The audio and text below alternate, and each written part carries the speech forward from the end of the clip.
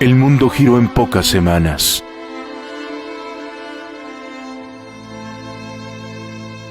Las calles ahora están vacías.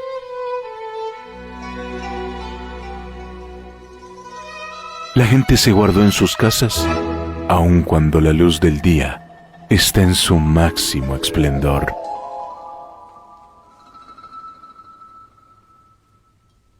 Como en un relato de ficción, el quetzalteco no imaginó que la sonrisa, el beso y el abrazo fuera arma letal.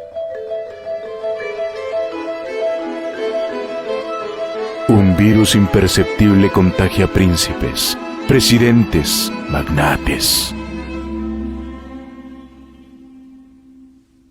El ser humano como ciervo espantado, escondiéndose del lobo que olfatea en cada esquina. La luz del día se ciñe sobre el occidente. La tarde cae con un bello azul.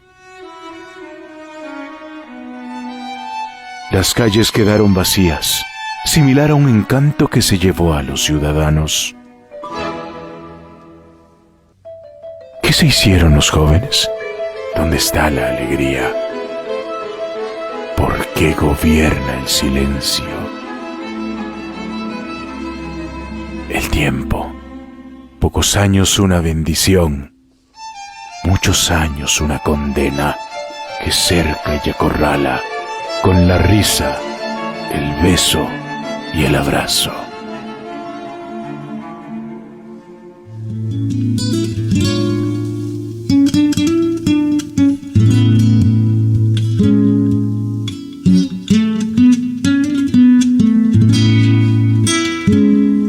Y cuando el peligro terminó y la gente se encontró de nuevo, lloraron por los muertos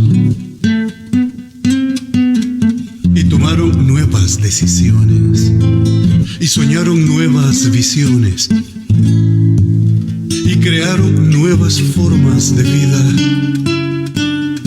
y sanaron la tierra completamente, tal como ellas y ellos fueron curados.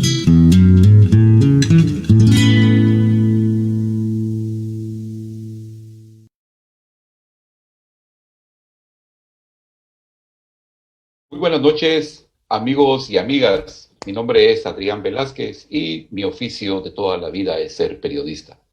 Hoy, después de una semana, regresamos, nos ausentamos y es que estuvimos un poco ocupados trabajando para hacer realidad la edición impresa de la Prensa de Occidente. Es esta. Pero también es el periódico que a nosotros nos dio el oxígeno para vivir y por eso es que estamos en estos diálogos desde casa, porque la prensa, cuando comenzó la pandemia, tuvimos que suspender la impresión, la edición impresa, pero ya sacamos el primero, muy bonito por cierto, nos han felicitado mucho. Por eso no estuvimos la semana pasada, estuvimos corriendo con esta edición impresa. La idea de este periódico, la prensa de este número, era hacer un documento que quedara plasmado para la historia, qué es lo que está pasando en la pandemia, qué pasó en Quetzaltenango, que hubo crisis económica, despidos, y creo que lo logramos. En ocasión también apareció el alcalde Juan Fernando López, que nunca había aparecido en ningún periódico, Eric Josué Zum de León, el gobernador, y Dwight Martínez, que es de la Comisión de Finanzas, porque la idea, como les digo, es que estuviera todo lo que es local y todos pusieran y dijeran ahí qué es lo que están haciendo durante la pandemia. Es algo que habíamos pactado también con la iniciativa de Google News, que estuvieran todo lo que fuera local. Pero esta noche estamos aquí muy contentos porque estamos en la plataforma de la Prensa de Occidente. Estamos en la prensa.com.gt, estamos en el canal de YouTube de la prensa.com.gt. En la prensa, ustedes ponen la Prensa de Occidente, van a salir al canal, y también estamos en las redes sociales, lo que es Facebook. Quiere decir, nos estamos diversificando para tener todo tipo de señales para la gente que no les gusta el Facebook, para la gente que quiera ver nuestras noticias en nuestro sitio web, laprensa.com.gt, y también los que les gusta ver YouTube. Esta noche tengo a un gran amigo. Primero que todo, lo conocí hace unos 30 años en Diario El Gráfico. Su nombre es Manuel Villacorta. Le vamos a realizar una entrevista porque recién presentó un libro que se llama La Patria que Anhelamos. Villacorta es politicólogo, doctor en Sociología Política de la Universidad de Salamanca, España. Fue embajador de Guatemala en Israel y es asesor y consultor de organismos internacionales. El año pasado fue ex candidato a presidente de Guatemala y un gran compañero de trabajo que le da duro a todo. ¿Cómo estás, Manuel? Bienvenido, buenas noches. Hola Adrián, muchísimas gracias por esta valiosa invitación. En realidad, compartir contigo unos minutos siempre es un verdadero privilegio. En efecto, hace muchísimos años que nos conocimos, cuando nos iniciamos en aquella prensa combativa, aquella prensa que estaba comprometida realmente con las grandes transformaciones del país, lo recuerdo, el conflicto armado interno, el proceso de paz, la transición, todo eso lo vivimos desde la perspectiva periodística. Y sin duda alguna, Adrián, te admiro muchísimo, creo que eres uno de los periodistas más valiosos, no solo de Guatemala, de la región latinoamericana, y ahora con este nuevo medio que ya llevas adelante, que es la prensa de Occidente, básicamente asentada en Quetzaltenango, un departamento por el que me une tanto cariño, pues me siento muy agradecido, no tengo más que externarte ese agradecimiento, y aquí estamos para conversar contigo los minutos que nos queden al respecto de esta publicación. Gracias, Manuel. Sí, es bien halagador lo que acabas de decir. Esta noche pactamos esta entrevista que he visto que en las redes sociales y en todos lados, que en recortes de prensa que presentaste aquí en la capital, y te has ido a algunos lugares del interior de la República, este folleto, libro, que se llama La Patria que Anhelamos. Aquí está. Gracias, me lo trajiste ayer, te agradezco mucho.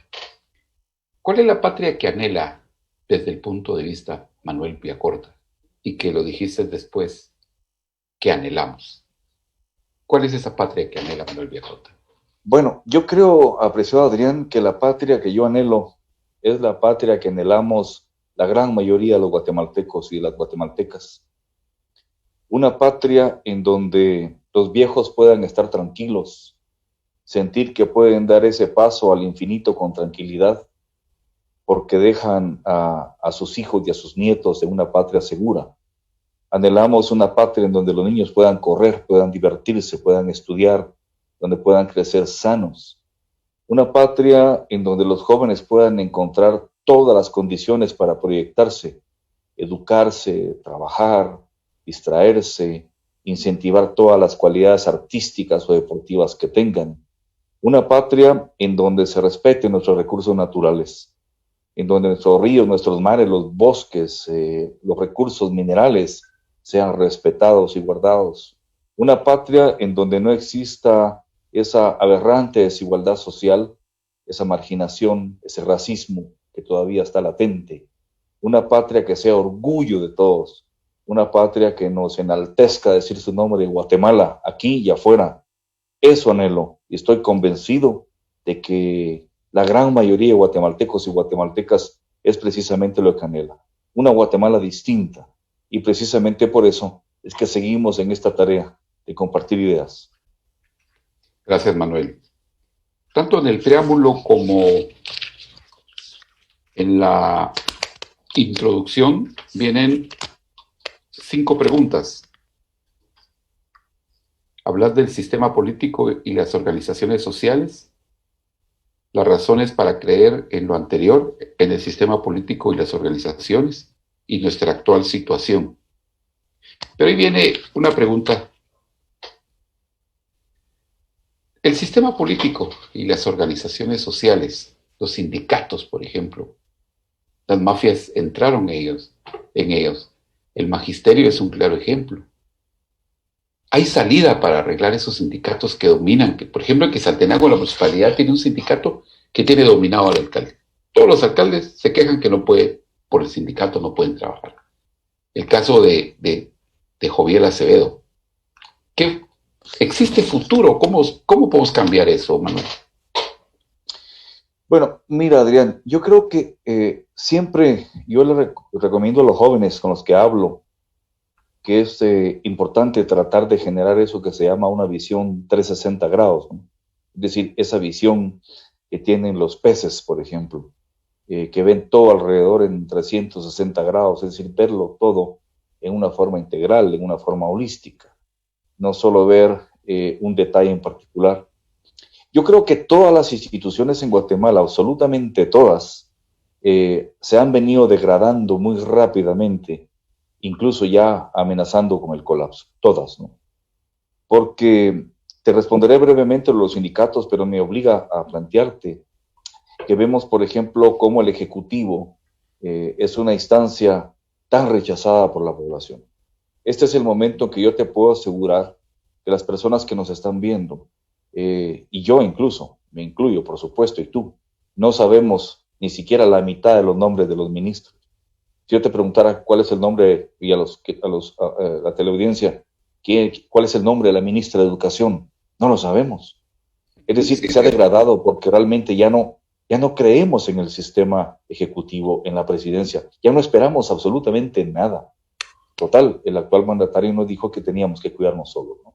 Cuando tú miras el Congreso, uno de los congresos más desprestigiados de América Latina, en donde prácticamente la apasionante tarea de la legislación, de la fiscalización del Ejecutivo, la construcción de legislación para el desarrollo se perdió. Se convirtió en una cueva de chantajes, de extorsiones, que genera mucha tristeza. Y mira tú el judicial, el organismo judicial. Ya vamos exactamente a cumplir un año, imagínate, un año sin haber escogido a la Corte Suprema de Justicia, a los 13 magistrados. ¿Qué nos dice eso? En otros países eso se lleva 15 días. Que las mafias no se ponen de acuerdo en imponer a sus magistrados. Entonces, ves tú todas las instituciones, las universidades, son burbujas aisladas de la problemática social, los colegios profesionales en dónde están, el colegio de médicos con la pandemia, el colegio de ingenieros con la infraestructura, el colegio de economistas con la crisis económica, y ahí caen también los sindicatos, es decir, estamos viviendo una crisis institucional generalizada. Los sindicatos, querido Adrián, se formaron en el mundo para fiscalizar, para defender los derechos de los trabajadores. Y en los países democráticos un sindicato es necesario. Tú lo ves en empresas como la Volkswagen, Siemens, Bayer y otras en el mundo. El sindicato se hace necesario porque viene a ser una especie de filtro que pelea por los intereses de los trabajadores, pero a la vez por el interés nacional. En el caso de Guatemala, hay que decirlo, la mayoría de sindicatos, producto de la represión, producto de la corrupción, de la penetración de intereses corporativos o políticos, se fueron destruyendo en su sistema originario.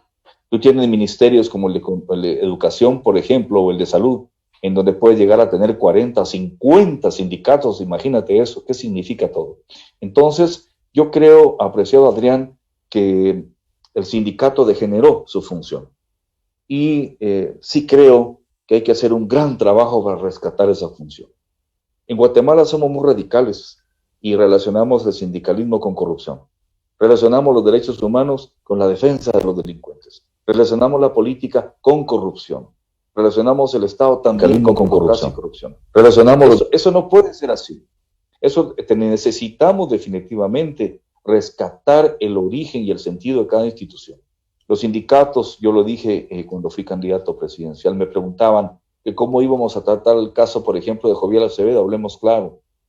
Les dije, primero, jamás vamos a negociar con un sindicato en particular, nunca. Vamos a negociar con los sindicatos que legalmente estén instituidos, en este caso, en el Ministerio de Educación. Y esas negociaciones van a ser públicas, frente al pueblo, frente a la prensa. Y vamos a fiscalizar cada uno de los detalles y nunca más una extorsión. Yo creo que para que esto cambie se necesita por parte del Estado voluntad política y rigidez operativa. Pero también se necesita que de la misma clase trabajadora vaya emergiendo una mejor conciencia, una conciencia de lo que es el sindicalismo, lo que es la unión de los trabajadores para defender sus intereses en un contexto de defender los intereses de toda la población. Hay que trabajar mucho, se degradaron. Yo creo que necesitamos un cambio profundo, un nuevo liderazgo de gente joven que entienda lo que es la organización sindical, la organización laboral, y que no se trata del reclamo permanente, de la protesta permanente, sino también de la propuesta permanente. Yo creo que hay caminos para encontrar en la organización sindical una nueva vía. No es fácil, pero no podemos darnos por vencidos, hay que trabajar en ello. Y estoy convencido de que sí hay personas que pueden en un momento dado escalar para tomar la direccionalidad de estos sindicatos en una forma distinta, lejos de la corrupción, por un compromiso con la propia clase trabajadora en general del país, pero más que todo con ese eje transversal que nos cruza todo, que es el interés nacional. Claro. Pero hay también, a la par de los sindicatos, están los partidos políticos, que no son partidos, sí, no tienen ideología, sino que solo son partidos de oportunidad, de ocasión. Pero el problema es también que están bien incrustados en el Congreso y en el poder. ¿Será posible que alguna vez Guatemala pueda sacudirse y liberarse de eso? Bueno, yo creo que sí, Adrián, pero no es fácil. Te lo digo porque como modesto académico que soy, siempre estudié el tema de la teoría del Estado, los sistemas políticos, los sistemas electorales, comparativamente con Guatemala. Pero no es lo mismo estudiar la teoría que estar en la práctica. Te digo yo que estuve en una campaña que vi de cerca lo que es la partidocracia corrupta. Te puedo decir que es difícil destruirla. En primer lugar, porque esa partidocracia corrupta no son unos cuantos politiqueros corruptos. Resulta que esta partidocracia corrupta tiene fuentes de financiamiento muy poderosos de grandes empresarios. Es un mecanismo. Es un mecanismo, perfectamente es un mecanismo. Y tienen, por ejemplo, una vinculación directa con por ejemplo, las autoridades legislativas, las autoridades judiciales, el propio Tribunal Supremo Electoral. Son parte orgánica incluso de toda esa estructura de los grandes medios de comunicación corporativos. Es una estructura muy complicada que realmente se cierra a la hora del proceso electoral y salen vendiéndonos de que vamos a la fiesta electoral, a cambiar autoridades y que vamos guatemaltecos a votar. Sabemos perfectamente bien que es un ritual perverso que cada 4 años se realiza para quitar unas caras para subir a otras. Pero el mecanismo sigue exactamente igual. Los proveedores del Estado, quienes hacen negocios con el Estado, son exactamente los mismos. Esos no aparecen, esos están muy arriba. Ponen distintas caras, fundan partidos políticos que duran 2, 3 años y se desaparecen, ya lo sabemos. Es decir, de hecho no son partidos políticos. Yo creo que esto es lo que los guatemaltecos debemos comprender y precisar. No son verdaderos partidos políticos, porque partido político viene de la palabra parte, ¿no? Un partido político representa una parte social, el partido campesino, el partido obrero, el partido, por ejemplo, de los académicos, de los estudiantes, en fin, y esos partidos representan ese sector social e intermedia y defiende ese sector social a través del Congreso, del Ejecutivo, en cualquier instancia. Eso no lo tenemos, los partidos forman a sus cuadros, a sus jóvenes, los instruyen, se califica cada uno de los cuadros. Aquí no lo tenemos. Aquí lo que tenemos son unas organizaciones de fachada que están financiadas por grandes capitales. Cuando ya no sirven, cuando ya se desgastaron, se quitan y se ponen otras nuevas. Y viene toda una campaña de publicidad inmensa, lo que ellos llaman ahora el neuromarketing y todas estas cosas, ¿no? Y desgraciadamente nuestra población se deja engañar. Ni corrupto ni ladrón, y uno de los peores corruptos de la historia. Luego otra persona por ahí que tenemos gobernando con una teoría similar, y vemos que es exactamente lo mismo. Es que es un mecanismo, no podemos confundirnos, no es contra caras, es contra el mecanismo. Ahora, sí se puede cambiar, y parte de eso es mi inquietud por este libro, porque yo me di cuenta que ese sistema perverso y criminal, porque es criminal, tiene éxito a partir de ¿qué? De que la población se deja engañar. La población urbana se deja engañar. La población rural, pues por sus propias necesidades, también lo hace. Y se maneja una dinámica tan perversa, Adrián, que empieza con las encuestas políticas, por ejemplo, totalmente fraudulentas, y falsas, ¿no? En donde ya colocan autoritaria y arbitrariamente a los candidatos que quieren que vayan punteando y a los demás los relegan. Luego empieza la estrategia de no invitar a los foros a los verdaderos candidatos que conocen. Luego la estrategia de invitarte a un gran medio corporativo para destruirte con una agenda deliberada. Es decir, no cubrirte en los medios de comunicación, los mitines, en fin, es toda una estructura bien complicada. Pero el pueblo de Guatemala debe decir ya no. Yo creo que el pueblo de Guatemala debe estar consciente que hace muchos años, muchísimos años, en que se ha caído un engaño tras engaño cada 4 años. Y ahí están los resultados, de mal en peor. Hoy Guatemala es un país que tiene el 80% de la población en pobreza. Un país que tiene 2 millones como déficit habitacional en todo el país. Un país que tiene un sistema educativo perverso en donde más de 3 millones de niños ya están expulsados del sistema escolar. No sé qué va a pasar después de la pandemia. Donde el 50% de estos niños padecen desnutrición crónica. Imagínate, tú, eso es fatal para un país. Más de 20,000 crímenes al día. Una tasa de impunidad del 97%. Entonces, ya los guatemaltecos tenemos que tomar esto en serio. Se trata de nuestras vidas, de nuestras familias, de nuestros niños. Y si seguimos creyendo en este sistema perverso que llama fiesta electoral a esta trampa criminal, no vamos a poder cambiar. Sí podemos cambiarlo, pero los únicos que podemos cambiarlo somos los ciudadanos a través de encontrar el mejor liderazgo y cerrar filas para apoyarlo. Manuel, ¿cuál sería la ruta? ¿Cuál sería el camino, según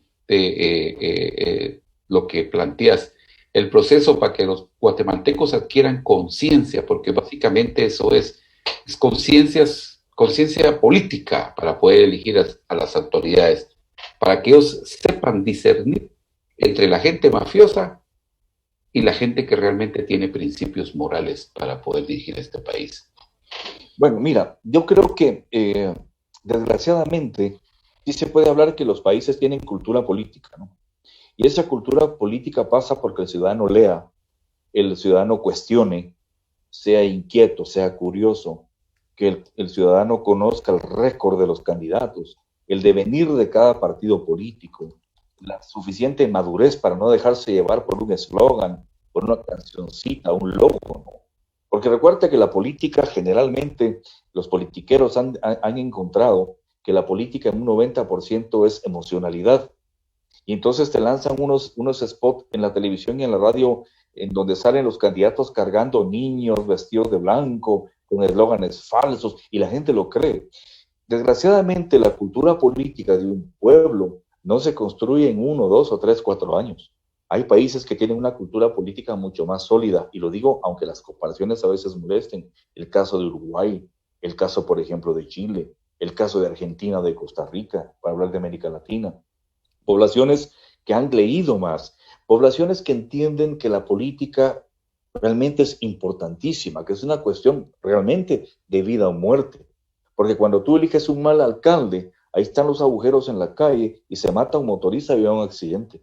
Cuando tú eliges un mal presidente, no hay seguridad en el país, no hay un modelo de desarrollo económico, no hay empleo. La política es la puerta que permite, y particularmente el proceso electoral, que llegue gente buena o gente mala. Yo creo que el ciudadano guatemalteco sí puede hacer conciencia de esto. Y creo que la pandemia, con todo lo que nos ha implicado tanto dolor y tragedia, yo creo que la pandemia vino a encender la luz de ese cuarto oscuro que ya demostró cómo está Guatemala, con quiénes contamos. Ya se quitaron la máscara todos, ¿no? Yo creo que el guatemalteco y la guatemalteca sí, en este momento, debe hacer un esfuerzo por revalidar la política, estudiar la política, convencer a la familia de que es importante y que no le tengamos miedo, porque una de las trampas de la partidocracia corrupta fue vendernos la idea que la política era sinónimo de corrupción, y no es cierto. En Guatemala nunca ha habido política. En Guatemala lo que ha habido es politiquería corrupta. La política como ciencia es la más bella de las ciencias porque lleva desarrollo a los pueblos.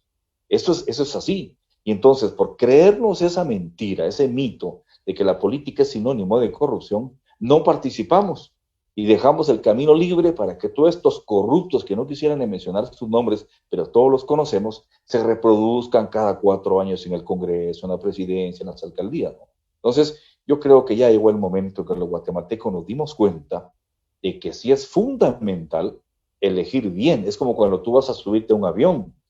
Tú vas a esperar que los pilotos y la tripulación sean lo mejor, porque ahí va tu vida.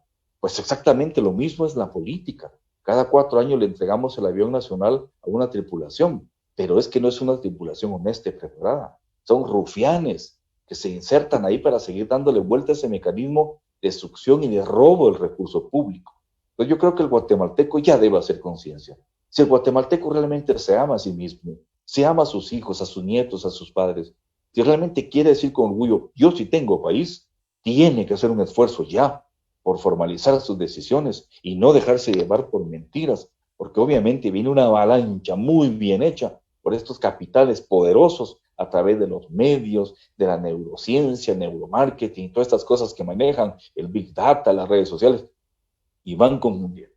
Pero cuando un guatemalteco ha leído, tiene criterio, tiene personalidad y tiene carácter nacional, no se deja llevar por eso y sabe elegir siempre lo mejor. Es que yo creo que también por ese sentido, esta pandemia nos ha dejado claro todo. Ya sería un error gravísimo realmente que los guatemaltecos nos volviésemos a equivocar en las próximas elecciones. Sí, pero siempre los guatemaltecos dicen, nos vamos a ir con el menos malo, vamos. Entonces, por ejemplo, las elecciones pasadas, a mi parecer, mi análisis es de que todo el camino se lo pusieron a 2 opciones. O ganaba Sandra Torres o ganaba Yamatei. Al final ganó Yamatei, tenían su caballo, no dejaron participar a otros candidatos. A vos te hicieron algunas cuestiones que hicieron que bajara tu cantidad de votos. Es decir, y no va a ser la excepción esta próxima elección. El hecho que ellos tengan en las manos las cortes, que el otro año si las eligen y ya no están los mismos en la Corte de Constitucionalidad, no están los mismos magistrados. Es decir, cada día yo siento que los hundimos más. ¿Qué hacemos los guatemaltecos para salir de ese marasmo? Sí, mira, digamos, hay casos que se tienen que hacer públicos, porque son casos paradigmáticos que son importantes conocer. El fraude en Guatemala fue clarísimo. Recuérdate que uno de los fiscales más importantes prácticamente huyó días antes porque fue amenazado de muerte. Sí, pues, es cierto. El director de Registros Ciudadanos, curiosamente, pide vacaciones 15 días antes de las elecciones porque sabía que venía un terrible fraude y no quería firmar ningún documento y hacerse cómplice, porque esto va a tener connotaciones penales en el futuro. Sabíamos, por ejemplo, que el Tribunal Supremo Electoral lo dijo, pasaron 30 días sin dar resultados oficiales, imagínate. Luego, además de eso, y esto es importante, ¿cómo es posible que tenían un software para 20 partidos cuando estaban participando más de 23 partidos? Es decir, este fue un fraude terrible. Y yo creo, Adrián, si tú recuerdas, porque los hechos son los hechos. Los hechos son los hechos, ¿qué es lo que cuenta? Cuando empezó la transmisión del conteo de votos, en primer lugar salió Sandra Torres, en segundo lugar Yamatei, y en el tercer lugar apareció Villacorta. Eso está ahí, no, yo no lo puedo, todo lo podemos comprobar. Sí, yo vi conteos de Mesa Seychelles también. ¿Te recuerdas? Se Claro. cortó la señal y empezaron a bajarme y a bajarme y a bajarme.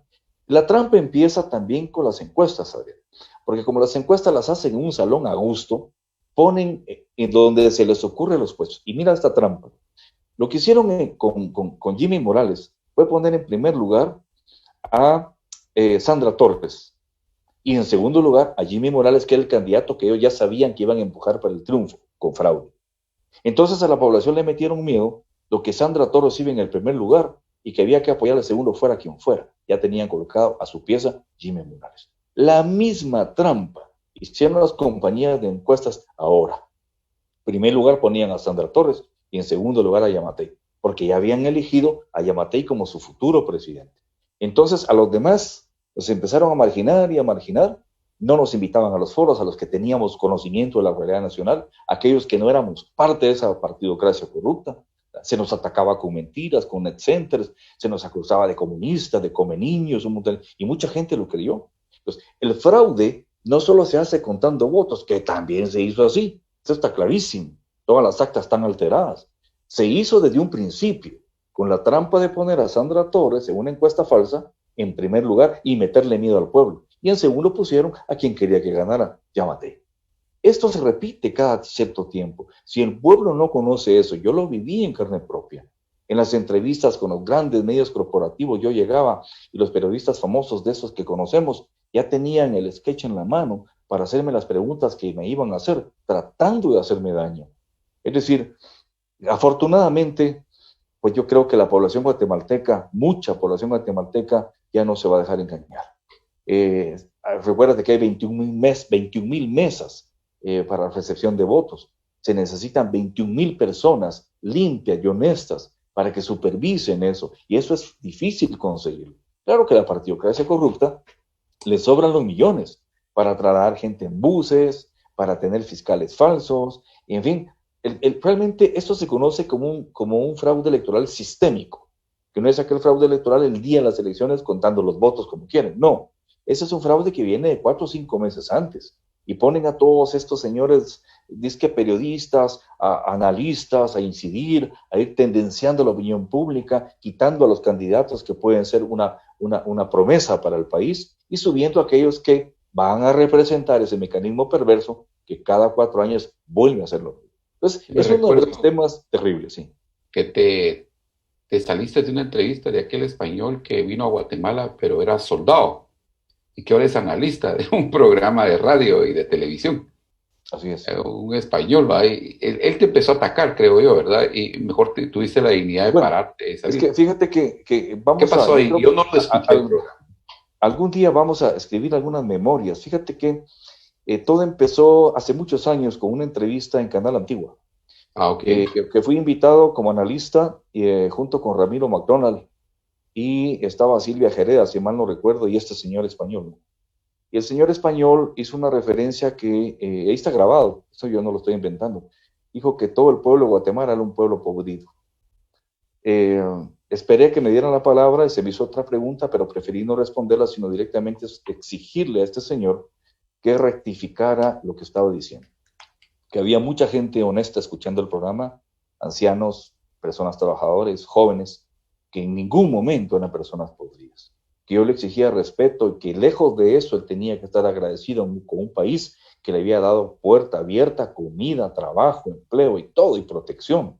Le hice ver que yo viví en España durante más de un año y que conozco las falencias de España y jamás voy a hablar más de España, al contrario, es un gran pueblo que a mí me abrió las puertas en los momentos más difíciles de mi vida.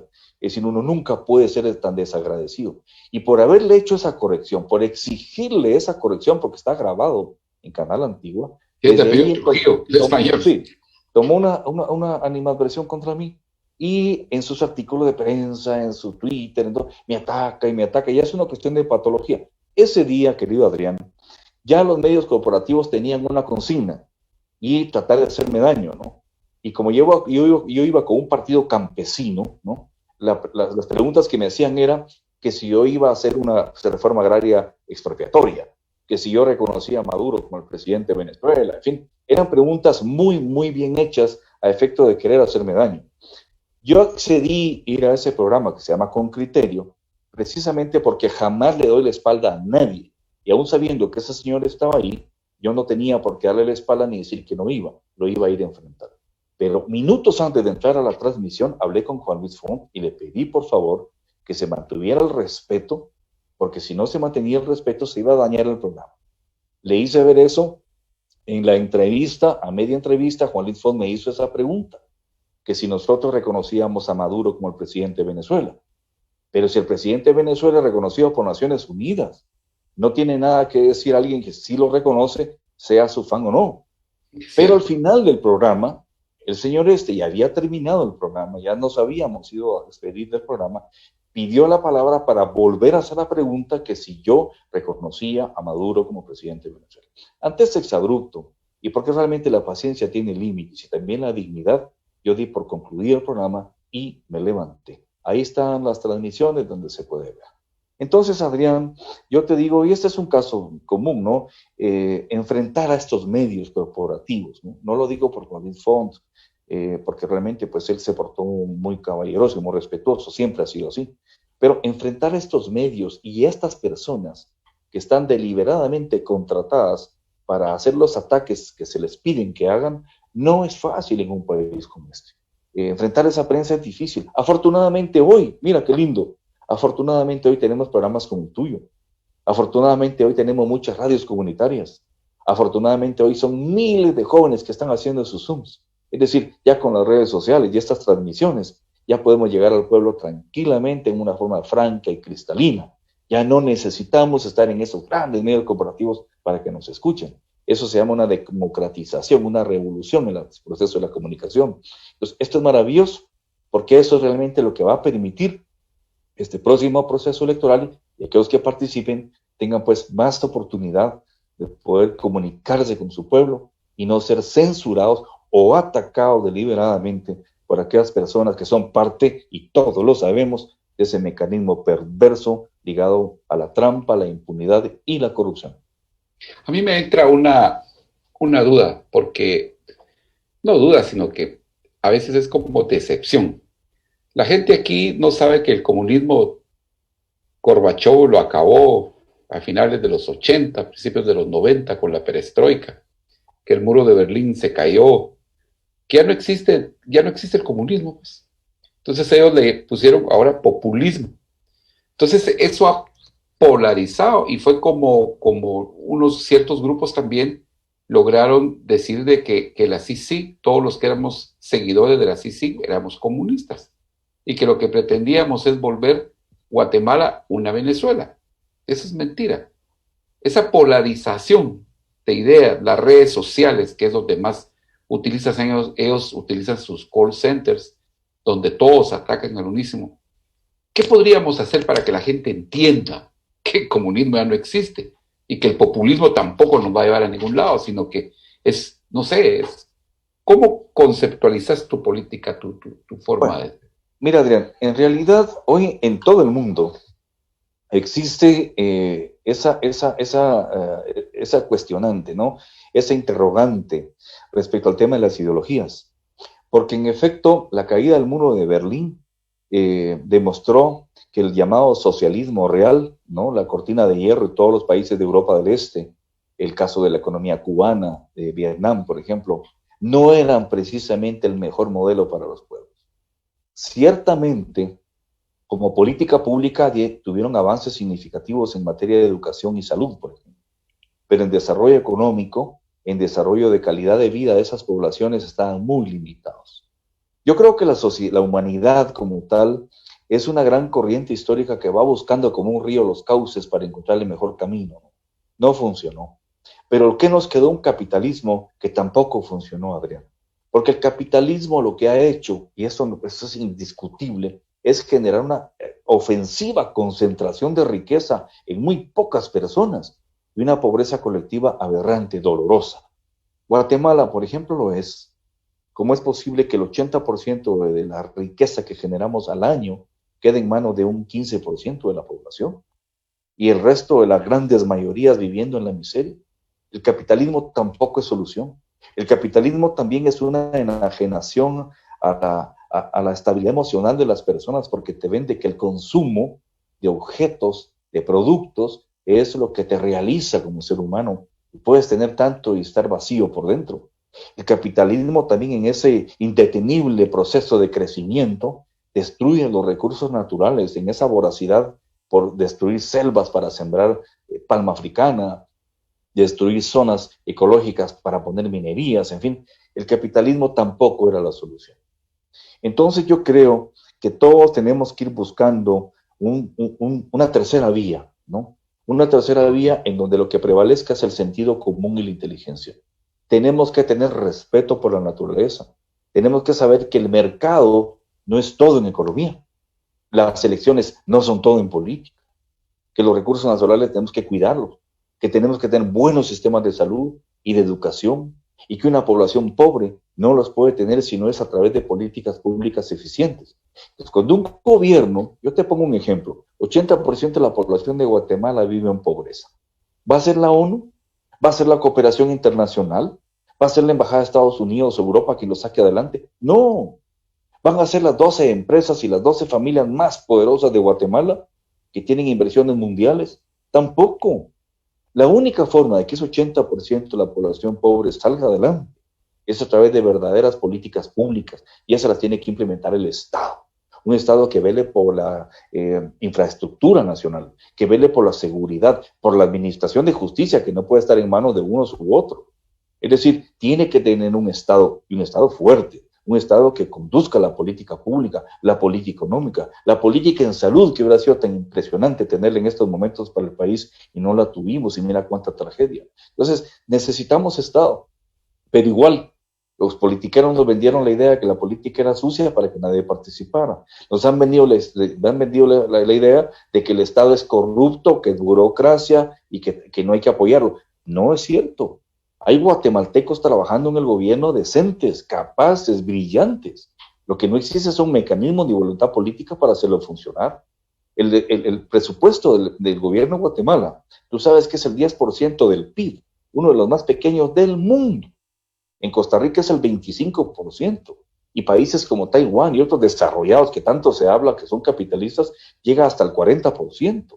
Guatemala necesita más Estado, pero un Estado limpio, un Estado tecnificado, un Estado con mecanismos de control para evitar la corrupción, un Estado con una tecnocracia muy calificada para hacer verdadera política pública. Entonces, aquella dicotomía entre comunismo y capitalismo ya se fue quedando atrás. Hoy tenemos que buscar con sentido común un sistema distinto, que es lo que yo siempre he propuesto. Fíjate que mi propuesta era, 1, reformar el Estado, precisamente por eso. 2, el tema de la infraestructura. Ningún país va a salir adelante si no tenemos carreteras, puertos, aeropuertos, y carreteras que lleguen a las aldeas y los caseríos, no solo a las autopistas para sacar caña de azúcar. Necesitamos también inversiones, muchas inversiones. En este momento de la pandemia, Adrián, de la pobreza, de la situación tan grave que estamos viviendo todos con tanto desempleo y cierre de empresas, solo las inversiones van a sacar adelante Guatemala, pero tienen que ser inversiones limpias. Si alguien va a invertir, que invierta, pero que pague impuestos, que pague salarios dignos y que no coopte el Estado. Entonces, yo siempre lo planteé, reforma del Estado, infraestructura, inversiones y otra cosa, combate a la pobreza frontal y generación de empleo. Pero esa pobreza no la va a combatir el sector privado. Le dicen que las inversiones vienen por derrame y hay empleo, se contrata a la gente. Eso lo venimos oyendo hace 50 años y tampoco funcionó. Hay países como Estados Unidos donde los niveles de pobreza son aberrantes, donde el 30% de esa población ya está viviendo en pobreza, son millones los que están viviendo en parques o en vehículos. El capitalismo no fue tampoco la solución. Es el responsable directo de la generación de CO2 en exceso y se destruyó el medio ambiente. Entonces, tenemos que ser humildes y darnos cuenta que necesitamos un nuevo mecanismo, un nuevo camino, pero sí necesitamos Estado, sí necesitamos política pública, sí necesitamos invertir desde el Estado en educación y en salud, en infraestructura, en el sistema de justicia. Claro que a esto le llaman populismo. Los ideólogos de este sistema perverso de la partidocracia corrupta le dicen populismo, tratando de desacreditarlo para que la población no elija precisamente aquellas personas que conocen la realidad de nuestros países. Ya, respecto a qué lugar en tu proyecto, en la patria que anhelas, le das a los pueblos indígenas. Bueno, lo menciono, hablo del racismo, hablo de la exclusión. Fíjate, Adrián, muy buena pregunta. Mira esto. Desde hace 500 años, particularmente los indígenas, los campesinos indígenas, también los hermanos mestizos del Oriente, también, pero en gran medida por contingente y por aspectos cuantitativos poblacionales, los hermanos indígenas desde hace 500 años son los que nos vienen dando el alimento día tras día. Cuando tú tienes tu frijol en la mesa, tu papa, tus verduras, sabes perfectamente bien que eso viene del trabajo de esos campesinos. Entonces son 500 años de estarnos alimentando. Pero cuando tú vas a ver en las condiciones en que viven, tú sabes que de cada 2 tazas de café que tú te tomas, una es producto de las manos de los niños campesinos del altiplano. Por eso es una bebida dolorosa. De cada 2 tazas de café, una la producen las manos de los niños. Ahí están cultivando el café. Entonces, nos han dado alimento. 2, más del 80% de los migrantes guatemaltecos son indígenas, que dejaron Huehuetenango, San Marcos, Quesaltenango, Totonicapán, Chimaltenango, por ejemplo, Sololá. La mayoría de migrantes, porque yo fui migrante durante 8 largos años en Estados Unidos y conozco el proceso, te puedo decir que el 80% como mínimo son migrantes del altiplano de origen indígena. Y ellos están mandando al país 12,000 millones de dólares por año. Que si no fueran esos 12,000 millones de dólares por los que están entrando, este país ya hubiera quebrado, porque importamos el doble de lo que exportamos. Gracias a esas divisas se logra mantener la balanza comercial. Entonces, ¿cómo es posible que el campesinado, y particularmente el campesinado indígena, que está manteniendo esta economía, que durante 500 años nos ha dado de comer, esté tan marginada? Fíjate que en las comunidades indígenas sube y crece la tasa de nutrición infantil. Si es del 50% promedio en el país, hay comunidades indígenas en donde la tasa de nutrición infantil afecta al 90% de esos niños indígenas.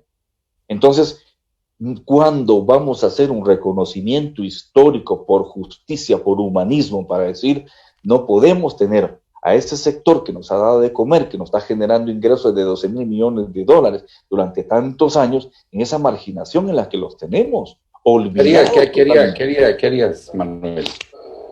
Mira, yo creo que lo que te dije, los ejes de un nuevo gobierno tienen que estar dirigidos frontal y decididamente a combatir la pobreza y a generar empleo, y precisamente son las comunidades con las que más hay que trabajar.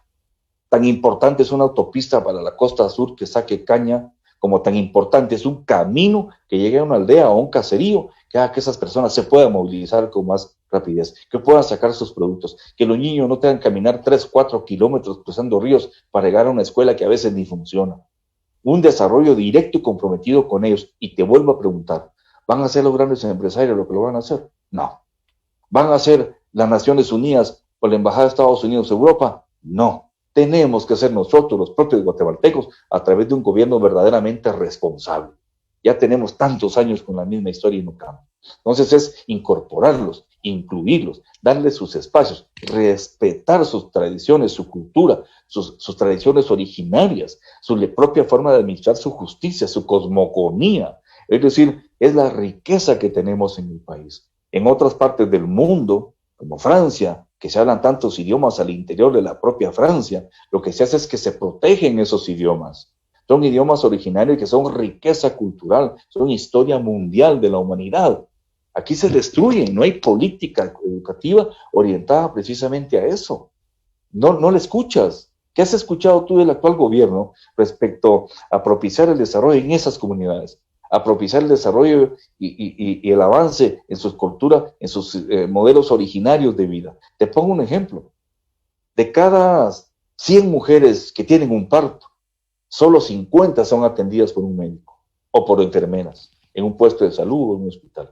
El otro 50% de las mujeres son atendidas por comadronas, y generalmente comadronas del área rural.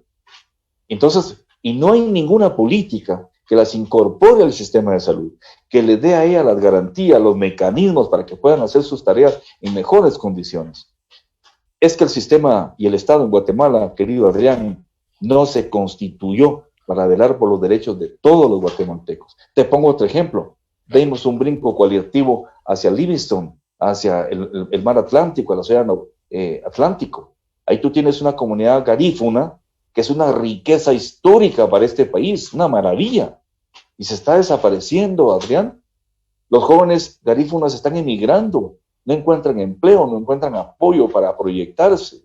Entonces, realmente es un país que lo estamos destruyendo, estamos permitiendo que se destruya por la falta de gobierno. Es que no hemos tenido gobiernos, hemos tenido administraciones deliberadamente instituidas para darle seguimiento a ese mecanismo perverso durante 500 años. Entonces, te van a llamar populista, te van a decir que sos comunista, que comes niños, que un montón de mentiras, que son muy buenos para mentir. Hay gente que desgraciadamente cae en la trampa y se lo cree. La política estadounidense, a propósito de que recientemente, hace unos minutos, creo que terminó un foro entre Biden y Trump. Las elecciones en los Estados Unidos van a ser ahorita, ya comienzan. Finalizan en noviembre, creo yo, o diciembre. Pues ya sabemos de la invasión, de todo lo que, las barbaridades que han hecho estos señores aquí en nuestro país, pero la más reciente, ¿no? Que le vimos en los apoyos que tuvieron para CICIG en el gobierno de Otto Pérez Molina. Y también vimos los apoyos que le dieron a Jimmy Morales para deshacer la CICIG. ¿Qué piensas de eso? ¿Cuál es tu lectura? Bueno, mira, yo creo que realmente Estados Unidos, la política interna y externa de Estados Unidos es como un gigante bulldozer, ¿no? Estados Unidos es un país que independientemente de que si el candidato o el presidente sea republicano o demócrata, tiene una misma política interna y una misma política externa siempre. No vemos grandes variables, definitivamente. Hay algunos aspectos que varían cuando tú tienes un presidente republicano o un presidente demócrata. Quizás el tema de los taxes o los impuestos que lo maneja un poquito más o menos uno u otro. Quizás el tema que se está hablando ahora, la salud pública en los Estados Unidos, el tema de la brutalidad policíaca contra la población civil. Son temas que no digo que no sean importantes, pero no son estructurales. Estados Unidos es un país bulldozer que va hacia donde va, independientemente de quién lo maneje. Yo creo que la experiencia de CICIG fue una experiencia trágica.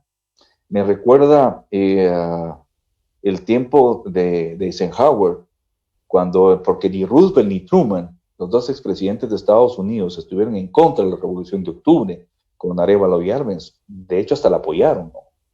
Aquí tenemos un hospital Roosevelt.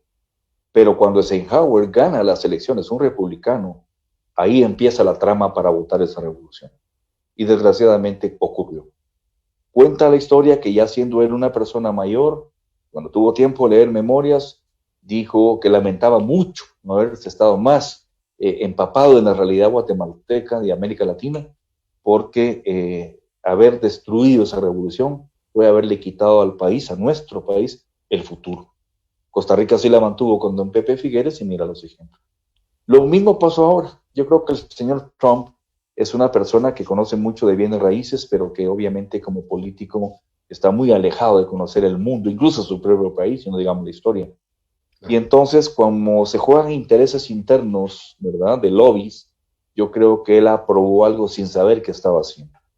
Y el haber sacado a Cecilia de Guatemala fue una verdadera tragedia, porque si no tenemos el instrumento que vele para investigar el crimen y llevar esas pruebas al Ministerio Público, pruebas contundentes, no va a haber justicia, no se va a poder combatir la corrupción. Se nos decía por ahí, por parte de estos mismos ideólogos de la partidocracia corrupta, vendieron la idea de que CICIG era un ente internacional que venía a violar nuestra soberanía. ¡Qué gran mentira! Tú recuérdate que el crimen hoy es global. La corrupción es global. Afectó a toda América Latina. Sí, el caso del narcotráfico. Si el crimen es global, Guatemala no podía solita enfrentarlo. Necesitamos organismos internacionales. Y los que te decían que si sigue un organismo internacional que violaba nuestra soberanía, pues andaban en Mercedes-Benz fumando Marlboro y tomando Coca-Cola y viajando a Miami. Era una mentira. Vinieron a decir que la CICIG venía a apoyar a todos los partidos de izquierda. Pero yo te pregunto, ¿a qué partidos? Si cuando estuvieron aquí la CICIG, todos los gobiernos eran de ultraderecha. Entonces, yo creo, Adrián, de que fue un error histórico de la política exterior de Estados Unidos. Yo creo que en sus memorias el embajador que se va, el embajador Arriaga, algún día va a tener que dilucidar eso, porque evidentemente pues es una política exterior que en el Departamento de Estado él tenía que acatar, pero estoy convencido que él no estaba de acuerdo con eso. Creo, querido Adrián, de que fue un error histórico de los Estados Unidos. Y hoy, irónicamente, cuando tú ves el mensaje del nuevo embajador, el embajador Pop, que va a tomar en unas semanas la embajada en Estados Unidos, de Estados Unidos en Guatemala, ¿cuál es su agenda? 1, fortalecimiento del sistema de justicia y lucha contra corrupción. Era así, sí. Viene a la lucha contra el narcotráfico y a velar por los intereses de sus grandes empresas. Pero bueno, vuelven a tomar el mismo tema. Es decir, fue un error. Desgraciadamente el peso del gobierno de Estados Unidos en este caso fue demasiado grande y el daño que se le hizo a un país pequeño como el nuestro, que está dando pasos significativos en el combate a la corrupción, pues ahí están. Mira el ejemplo, por ejemplo, el caso de Telma Aldana, una fiscal que enfrentó a los grandes capitales, a la corrupción, al narcotráfico, y mira cómo se le pagó con un exilio, con una expulsión del país. Somos esos países que matan a sus mejores hijos entonces, ¿no? Es decir, yo fui exiliado, sé lo que eso implica, es muy duro, es muy doloroso amar a la patria y que te saquen. Yo creo que estas cosas, Adrián, nos deben de llamar a la reflexión. Si avanzamos y si tenemos más de 30 casos investigados, documentados de corrupción que llegaron a tribunales, se aceptó por parte de los grandes empresarios del país el financiamiento ilícito y sacaron un comunicado pidiendo perdón. Bueno, todos esos avances se dieron, no se pueden tapar. Entonces yo creo que desgraciadamente la mentira les funcionó. Distorsionaron a CICIG a través de los grandes medios corporativos. Se hizo un lobby muy fuerte en Washington y desgraciadamente el gobierno de Donald Trump, por desconocimiento, por falta de experiencia, por falta de interés en nuestros países, pues dio el sí para que CICIG dejara de funcionar en Guatemala, por lo menos desde su fuerte influencia en Naciones Unidas. Entonces yo creo que esto son experiencias, Adrián, y que tenemos que tener presentes para el futuro inmediato, porque sabemos perfectamente bien que a lo interior, sin esas fuerzas, jamás va a cambiar este país. Te repito, para terminar la respuesta, ahí tienes un año y no se han elegido a los 13 magistrados de la Corte Suprema de Justicia. ¿Cómo es posible? Deberíamos tener fácil 13 abogadas de renombre, de prestigio, para elegirlos en una semana. Pero ya llevamos un año. Eso te revela que abajo de eso hay unas pugnas terriblemente oscuras por parte de las grandes mafias que han gobernado. Vamos a salirnos un poquito de la patria que anhelamos, lo que escribiste. Quiero saber tu lectura de lo que hoy estalló y que ya lo sabíamos que venía desde hace varios meses, la disputa entre el presidente Yamatei, si es que querés hablar de eso, si no, puedes decir que no, y el vicepresidente. Esa disputa que hoy estalló, pues, y que se hizo pública. Okay. Y que el presidente... No, yo creo que sí, podemos hablarlo, Adrián. Yo creo que en mi caso jamás rehuye un tema y el toro por los cuernos, ¿verdad? Mira, precisamente lo que pasa es que ha sido una tradición desde hace muchos años que tú tienes lo que se conoce como el bloque de poder, y ese bloque de poder tiene distintas fracciones, ¿verdad? Fracciones poderosas. Lo que se ha hecho durante muchos años en Guatemala es que estos grupos muy poderosos negocian entre sí y entonces se ponen de acuerdo en que, aunque sus intereses sean contrapuestos, por poderosos que son, se ponen de acuerdo en que tú vas a llevar al candidato a la presidencia, pero nosotros a la vicepresidencia, o al revés, nosotros vamos a llevar al candidato a la presidencia y te dejamos a ti el candidato a la vicepresidencia. Eso es lo que pasa. Pero como el sistema ya colapsó, como este sistema perverso ya también se pudrió por dentro, ya no pudieron mantener esa, digamos, estabilidad rutinaria que llegó hasta Morales con Jafet Cabrera. Ahí se terminó. Aquí ya afloraron las disputas entre estos grandes grupos de poder, que evidentemente ya son dos especies de osos peleando por el poder, y creo que ahí está la gran diferencia. No se trata de diferencias personales o de estilos de gobierno de uno u otro. Esto lleva mucho más fondo. Aquí ya son, atrás de ellos hay grandes poderes peleando el presupuesto del Estado, en fin, tantas cosas, y creo que esto fue lo que reveló, lo que nos llevó a esta pugna. Ahora, es como que tú estés en un avión y que el piloto y el copiloto se estén matando entre ellos. Yo no quiero ni imaginar qué va a pasar con este vuelo y con las personas que van de pasajeros. Pues así estamos. Este avión que ya no tiene bitácora, que ya no sabemos por dónde vamos, ahora resulta que empieza a vivir esta experiencia. Los resultados van a ser nefastos. El resultado es evidente. Nos van a llevar hacia el colapso, porque nadie va a invertir en un país donde no hay justicia, donde no hay infraestructura, donde prima la corrupción y donde se hace un bochorno internacional y nacional tan grande, en donde tenemos al presidente y el vicepresidente en una pugna abierta e incluso hasta vulgar. Esto es grave. Es muy grave, Adrián, para el país, porque sí nos debería preocupar muchísimo. El vice tendría que haber estado hoy en las Naciones Unidas dando el discurso. Así es, y estuvo el canciller. Imagínate. Así es. Estamos mal. Estamos mal. Quisiera cambiar un poco la plática, Manuel, y quisiera regresar a tu carrera como político, como politólogo. Y esto viene a mi mente porque es una inquietud muy personal. En tiempos de pandemia, pues cuando nos encerraron y me puse a leer, no teníamos mucho que hacer, no había mayores expectativas de poder hacer un negocio o salir a vender. Entonces, estaba leyendo tu currículum y fuiste embajador en Israel. ¿Cuánto tiempo fuiste embajador en Israel? En Israel estuve como embajador 1 año y 2 o 3 meses más o menos allá. Me llamó mucho la atención porque vi esta serie que está en Netflix que se llama Fauda, que es la palabra, es casi caos, que habla sobre el conflicto israelí y palestino.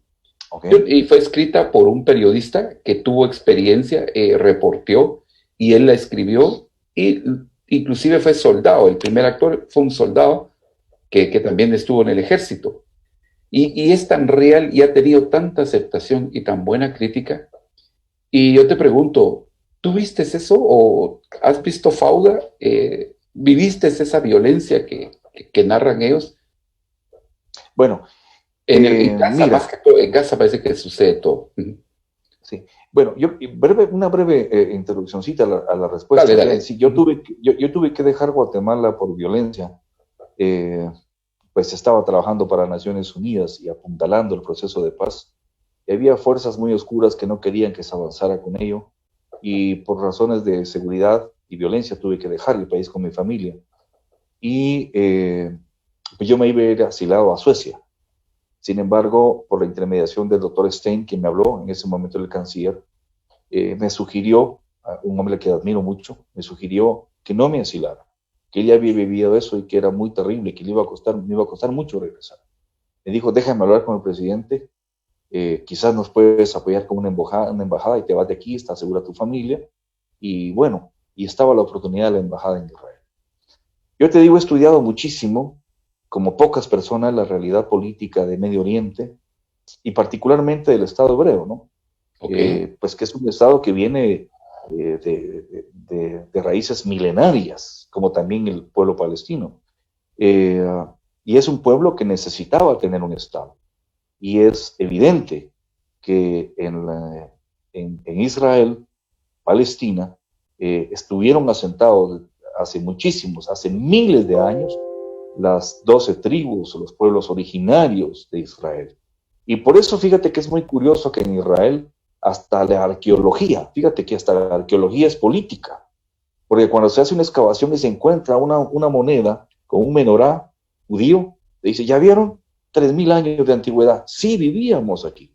Luego los árabes hacen lo mismo, los palestinos, ¿no? Es decir, nadie puede negar, sería una ingratitud respecto a que donde está sentado hoy el Estado de Israel fue el pueblo histórico y originario del pueblo de Israel. Ahora, la historia no se podría plantear aquí, te podríamos hacer un programa maravilloso respecto en otra oportunidad, Adrián, pero el Estado de Israel, producto de la partición de Palestina, ¿no? Se llegó al acuerdo de partir en dos Palestina para que existiera el pueblo para el Estado palestino y el Estado de Israel en 1948.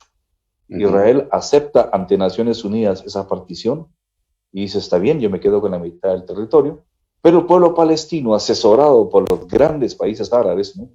Egipto en este caso, el rey, Arabia Saudita, Jordania, en fin, Siria, le dicen al pueblo palestino y a sus líderes, no vamos a aceptar eso porque Israel es un Estado que no existe. Había ya un problema ahí político muy grande, ¿no? de superpotencias incluso, ¿no?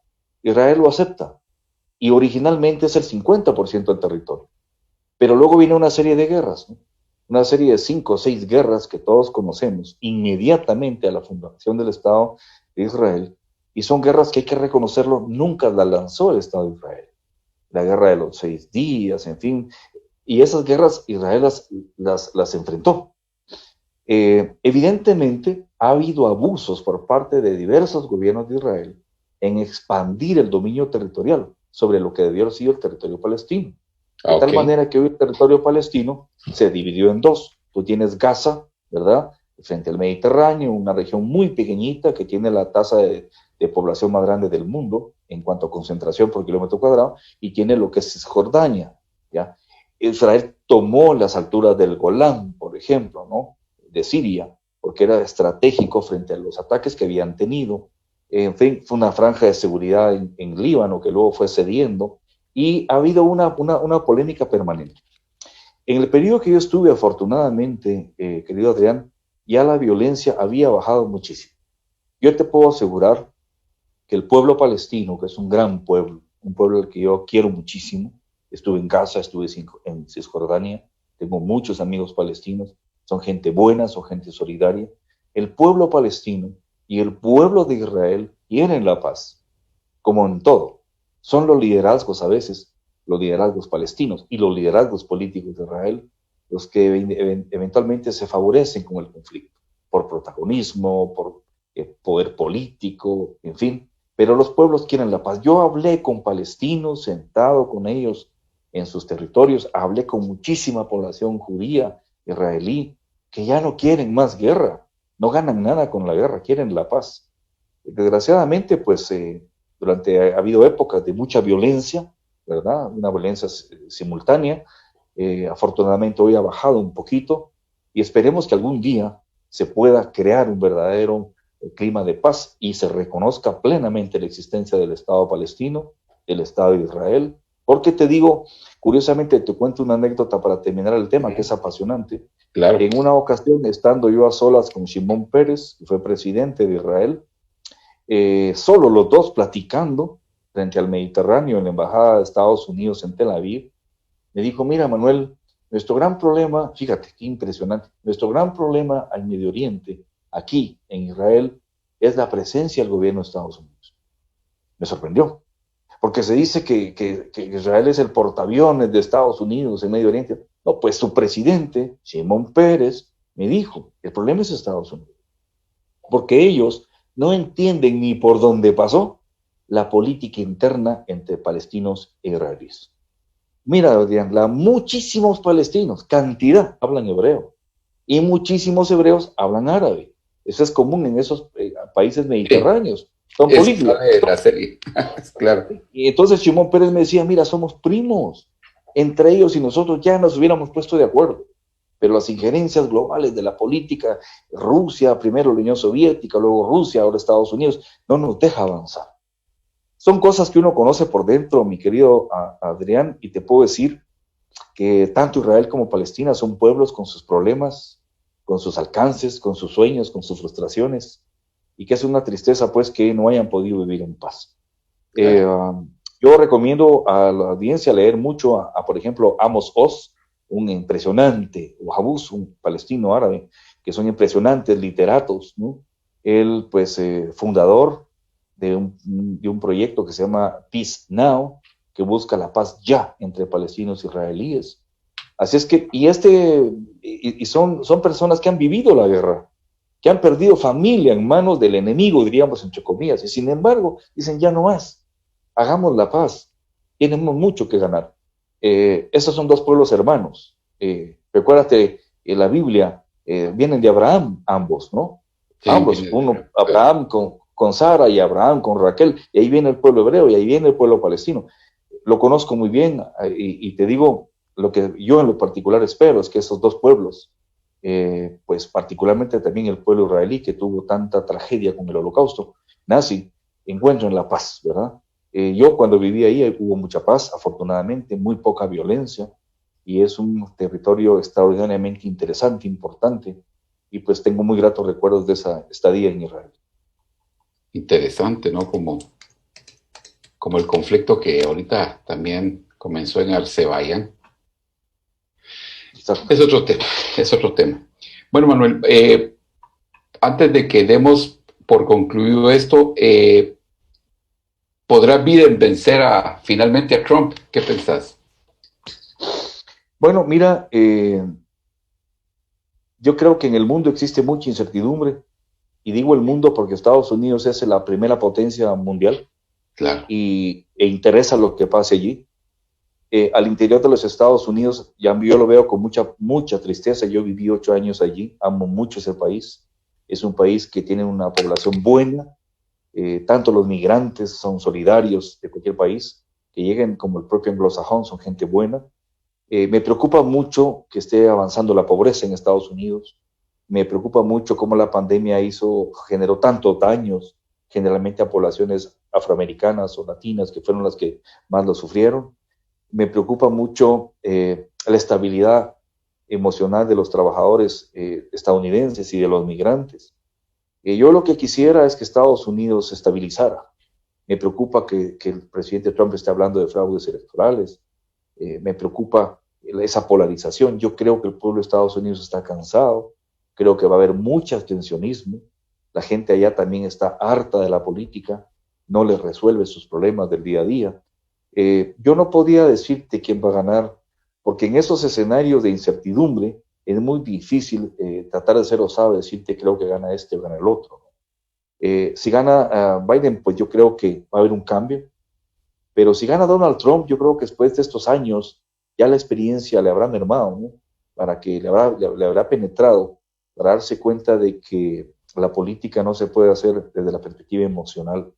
Eso que él decía de hacer de nuevo Estados Unidos como la gran potencia mundial, hacerlo grande de nuevo, fue un eslogan que caló, pero sabemos ahora que ya no existe la autarquía, ya no existe un país solo en el mundo. Hoy todos estamos unidos, estamos globalizados.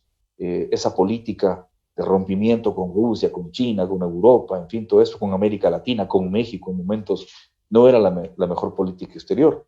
Los demócratas manejan eso con más precisión. Yo diría y espero que prevalezca la madurez en ambos candidatos. No te puedo decir quién creo que vaya a ser el ganador. Creo que el ganador, sea quien sea, debe darse cuenta que Estados Unidos ha perdido mucho terreno, mucha pobreza al interior. El problema de la droga es grave, aunque lo han controlado, pero es grave. El problema del narcotráfico, el problema de las guerras en donde está metido Estados Unidos, particularmente en Medio Oriente. Eso no ayuda en nada a ese país. Y creo que todos estos elementos, pues, sí deben ser tomados por los equipos asesores que puedan apuntalar al candidato que gane. Muy bien, Manuel. ¿Qué libro nos aconsejarías para que estuviéramos leyendo ahorita en pandemia? ¿Cuál es tu libro de cabecera en este momento? Bueno, fíjate que tengo varios. Por ejemplo, estuve leyendo un libro muy, muy importante de Amos Oz, precisamente. Este literato israelí que se llama Queridos Fanáticos. Hay que leerlo. Él en ese libro hace una crítica muy respetuosa al fanatismo, ¿no? Dice, no debe existir fanatismo, los fanatismos destruyen a los pueblos. Pero también, fíjate que un libro que he leído varias veces, de Mario Puzo, El Padrino. Siempre, sí, yo lo tengo, me lo regaló. Sí, yo acabo de encontrarlo en una librería y lo compré de nuevo. Y es un libro muy interesante, porque creo que es un manual de política de primer orden. De primer orden, El Padrino de Mario Puzo, es un gran libro. Y pues en general esos son los libros que estoy leyendo. Estoy releyendo también algunos tomos de la Comisión para el Esclarecimiento Histórico y del REMI, para refrescar la historia política contemporánea de Guatemala. Por el tema del racismo también. Guatemala, linaje y racismo, ¿verdad? De Marta Elena Casaus. Así le he tenido en el programa, buenísimo. Porque particularmente pues he estado relacionado con grupos indígenas y tenemos que abordar ese tema. Es decir, la lectura sigue siendo variada, lo que me falta es tiempo, Adrián. Y un último libro que también leí, muy interesante, de don Paco Pérez de Antón, Francisco Pérez de Antón, sí. Que se llama La corrupción de un presidente sin tacha.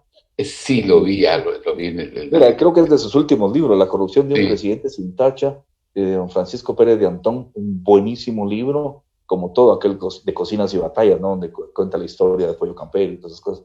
Un hombre muy ilustrado. Ese también lo estoy leyendo, me pareció muy bueno, lo he recomendado incluso en las redes. Así es que lecturas siempre hay, y por supuesto una de mis lecturas favoritas, La prensa de Occidente, mi querido Adrián. Muchas gracias. Dice Luna Mario, ¿dónde puedo conseguir el ejemplar de La Patria, Guatemala, la Patria? Es un folleto pequeño pero interesante, Adrián, que lo hice precisamente como un aporte. Hablamos un poquito de los problemas del país, sus soluciones, la historia política contemporánea, de la familia, de la participación política. Mira, en el CUNOC lo tienen. Martes y jueves, ahí hay un stand de unos amigos de la plataforma, allá en Shela. Ahí lo tienen de las 8 de la mañana a las 2 de la tarde, creo, ¿no? y están por enviarme la dirección de 2 o 3 librerías en donde ya se distribuyó para que los amigos allá en Quetzaltenango puedan tener acceso al documento. Y Multiservicios Arriola, es otro lugar en Shela, Multiservicios Arriola se llama, también ahí tienen ya libro. Y en toda Guatemala ya tenemos algunos, pronto se va a vender en Sofos también, en muy pocos días. Se está vendiendo aquí en la capital, en Copifiel, en la Cuarta Avenida de la Zona 1, en Antigua también, en Farmacia Roca, es decir, ya se está distribuyendo. Como todo esto lleva un proceso, y recuérdate, Adrián, de que no nos sobran los recursos, no estamos operando con los recursos que como entre amigos vamos pudiendo aportar, donaciones, en fin, pero afortunadamente ha tenido muy buena aceptación. Ya estamos pensando en la segunda edición, a pesar de que lleva una semana la primera edición, y recomiendo leerlo. Su precio no pasa de los 30 quetzales, pero que lo que nos interesa es cubrir los costos de producción. Nuestro interés realmente es que ese contenido lo puedan tener las familias, que lo estudien, que lo discutan, y que se den cuenta que realmente es una maravilla la política cuando se enfoca por la vía de hacer bien al prójimo y no digamos a la patria. Dice Félix Benavente si le puedes firmar el libro. Por supuesto, dile que me mande un mensajito, así le digo a todos los amigos, es muy fácil, manuelvillacorta@yahoo.com, manuelvillacorta@yahoo.com, y ahí nos ponemos de acuerdo en dónde están, y generalmente pues llega la gente a la plataforma, nos reunimos en algún lugar, en los cursos de capacitación que estamos dando, y va a ser un honor conocerlo y conversar con él. Dice David Reynoso, si fuera presidente de Guatemala, ¿solicitaría a la CICIG nuevamente? Sí, yo creo que es necesario, pero todo cambia, Adrián. Sí necesitamos una instancia internacional, y fíjate que este modelo realmente no solo es de Guatemala.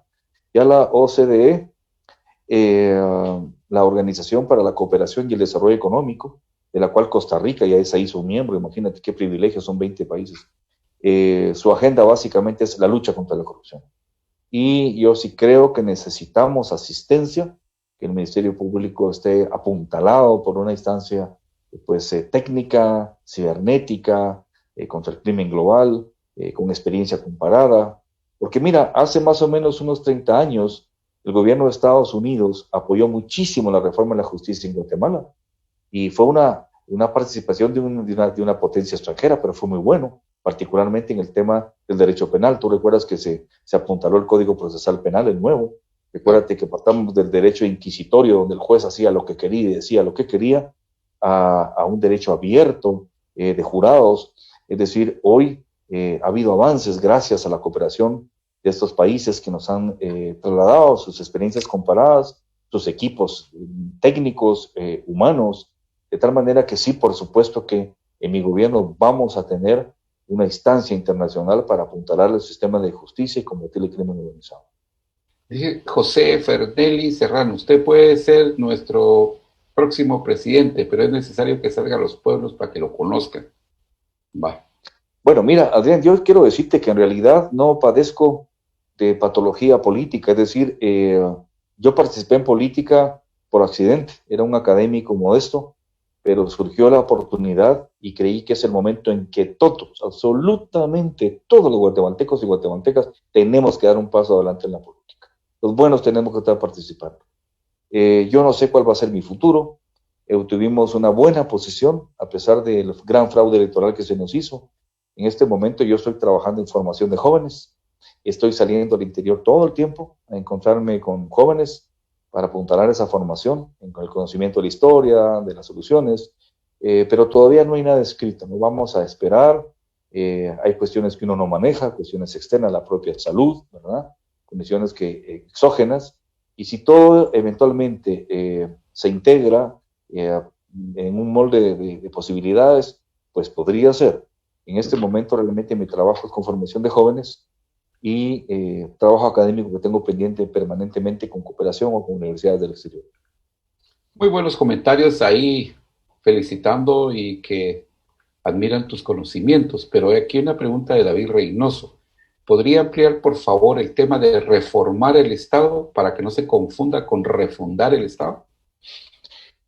Sí, fíjate que en el caso de Guatemala, ¿qué es lo que tenemos? Un Estado pequeño, porque el presupuesto del Estado es de 90.000 millones de quetzales al año, es el 10% del PIB. Es un Estado pequeño financieramente hablando en comparación a muchos estados del mundo y particularmente de América Latina. Pero es un Estado cooptado por las mafias. Es un Estado que funciona, un gobierno que funciona en el contexto de la corrupción. Ya está el mecanismo de la corrupción instituido en todo. Y es un Estado inepto, porque ni siquiera puede hacer bien las cosas. Lo vemos en todas las instituciones del Estado, incluso las autónomas, que el ciudadano se espera por la falta de efectividad. Yo creo que esta reforma debe ser profunda, Adrián. Tenemos que dotarlo de más recursos, pero no solo decirle que hay más recursos financieros. Tenemos que reducir, tenemos 14 ministerios. Yo creo que Guatemala podría funcionar muy bien con 10 ministerios. Tenemos una cantidad impresionante de direcciones generales y secretarías que no sirven para nada también. Ahí se va muchísimo dinero. El Parlamento Centroamericano, por ejemplo. Hay que hacer un filtro profundo en cuanto a la asignación de los recursos. Pero yo creo también que hay que implementar mecanismos de control cibernéticos muy rígidos para evitar la corrupción. Sí se puede, otros países ya lo tienen. Pero también lo más importante, crear la carrera del trabajador público, una nueva ley de servicio civil y que ser funcionario del Estado sea un privilegio. En Estados Unidos, en Japón, en Alemania, cuando a ti te contrata el gobierno, ya tocaste el cielo con las manos. Vas a hacer carrera en el gobierno, vas a estar bien pagado, te van a formar, vas a prestar servicio, te sientes orgulloso de ser parte del gobierno. En Estados Unidos, Japón, Alemania, en muchos países. Desgraciadamente aquí es lo contrario. Yo creo que hay que hacer un llamado a la burocracia también. Vamos a hacer un gran filtro, si logramos incidir en la política del Estado, para no entrar a despedir a medio mundo, no. Simplemente hacer un análisis de calidad, de gestión por resultados de cada trabajador, para ver si realmente están compensando el salario que reciben. Porque mira, una viejecita que hoy fue a comprar un antibiótico en Jutiapa pagó el IVA, y ese IVA viene a formar el sueldo de cualquier burócrata. Y si ese burócrata no trabaja, está haciendo corrupción. Entonces, es una reforma profunda. El Estado de Guatemala es un Estado pequeño, inepto, torpe, anquilosado, que no funciona.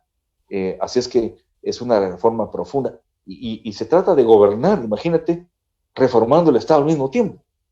Ni siquiera no es que tú entres a gobernar ya teniendo un Estado listo para trabajar. No hay nada, hay que destruir todo esto para reestructurar. Es como cuando tú vas a construir botando primero una edificación antigua. Eso te lleva tiempo, recursos. Pero habrá que hacerlo. Hay que entrar al desafío. Para eso estudiamos los problemas del país y para eso hemos propuesto alternativas. Y tenemos que dar un paso adelante porque alguien tiene que hacerlo. Estoy seguro que en Guatemala hay mucha gente buena, mucha gente experimentada que puede dar ese paso para contribuir en la construcción de un nuevo Estado en el país. Preguntan en Jutiapa, ¿cuándo podrán tener el libro? Mira, en Jutiapa pronto. Ya tenemos a una persona que está cubriendo eso en Jutiapa, Jalapa y Chiquimula, si mal no estoy, que ya tiene contactado a los puestos de distribución y creo que al final de esta semana estarán saliendo hacia allá ya algunos cuantos paquetes de libros para que se puedan poner a la venta allá. Así es que esperemos que no más de una semana ya se pueda anunciar en nuestras redes sociales, en la red de la Plataforma Social del Poder Ciudadano, en las mías, poder anunciar los sitios en el oriente, para los hermanos del Progreso, de Jutiapa, Jalapa, Chiquimula, Zacapa, en donde los pueden encontrar. Bueno, Manuelito, te agradezco mucho todo este tiempo que me diste. Ya tenemos 1 hora y 30 minutos de estar platicando.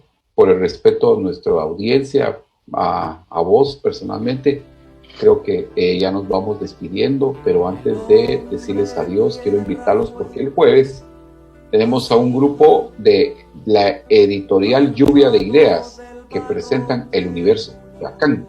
Es una serie de cuentos basados en el Popol Vuh, solo que ellos mismos hicieron sus figuras. Es muy, muy interesante el universo de Huracán. Esto lo crió Ernesto Pacheco, una persona muy activa como organizador de cuestiones culturales y se mantiene ahí bien activo. Un saludo a Ernesto Pacheco, el jueves lo vamos a tener.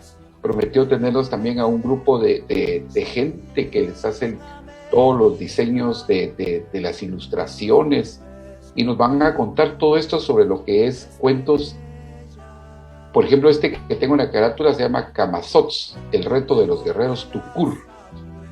Está bien, ¿no?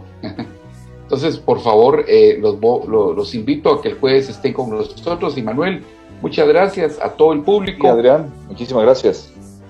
Esto se queda en laprensa.com.gt, también en la parte de videos de lo que es el Facebook de la prensa de Occidente. Muchas gracias, pasen feliz noche y muchas gracias por su audiencia. Los dejamos con un tema de canto general para cerrar este programa. Gracias, muy amable. Hasta luego, Adrián, muchas gracias.